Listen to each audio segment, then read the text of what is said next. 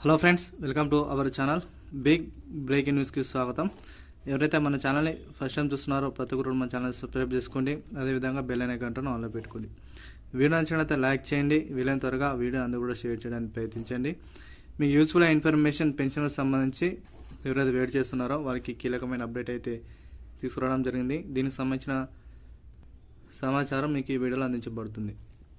వీడియోను అందరూ కూడా షేర్ చేయండి. ఇక వివరాలను ఒకసారి పరిశీలించినట్లయితే జూలై నెల పెన్షన్ 24 జిల్లాలకు పెంపు, 4,000, 6,000 ఖాతాలోకి డబ్బులు జమ. తెలంగాణ రాష్ట్ర ప్రభుత్వం ప్రతిష్టాత్మకంగా చేపడుతున్న పథకాలలో ముఖ్య భూమిక పోషించేది పెన్షన్.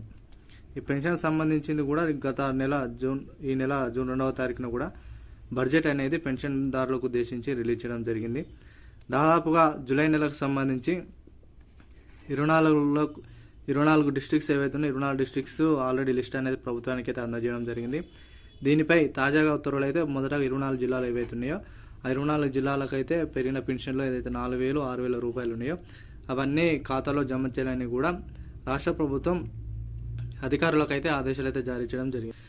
వీటిని దృష్టిలో ఉంచుకొని తెలంగాణలో ఉన్న వృద్ధులు అదేవిధంగా వికలాంగులు ఎవరైతే ఉన్నారో వికలాంగులకు సంబంధించి దాదాపు 72,436 మందికి పెన్షన్ అనేది విడుదల చేయాలని కూడా జూలై నెల పెన్షన్ అయితే మొదటగా వీరికి రిలీజ్ చేసిన తర్వాత జిల్లాల వారు ఎవరైతే ఉన్నారో మిగతా జిల్లాల వారికి కూడా పెన్షన్ అనేది ఇవ్వాలని కూడా రాష్ట్ర ప్రభుత్వం అధికారులకు అయితే సూచించడం జరిగింది. దీనిపై ప్రతి ఒక్కరు కూడా మీరు మీ అకౌంట్లన్నీ కూడా చెక్ చేసుకోండి. అదేవిధంగా మీకు పడిన పెన్షన్లు ఏవైతే ఉన్నాయో ఆసరా పెన్షన్ సంబంధించి కూడా ప్రతి ఒక్కరు కూడా కామెంట్ రూపంలో తెలియజేయండి.